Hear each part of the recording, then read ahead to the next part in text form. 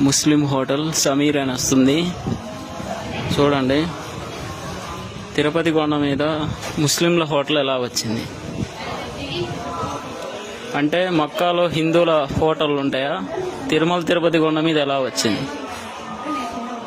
ఇది ప్రతి ఒక్కరూ మనము ఆలోచించాలి. తిరుపతికి మనము రిపోర్ట్ పెడుతున్నాం చూడండి. ఎక్కడ రాజవోలు మండపం దగ్గర 1928 1928 ఇక్కడనే చూడండి. ఇక్కడనే ముస్లింల షాపు సమీర్ అని వస్తుంది. ఇదే ముస్లిం షాపు. నేను క్యూఆర్ కోడ్లో చూసా.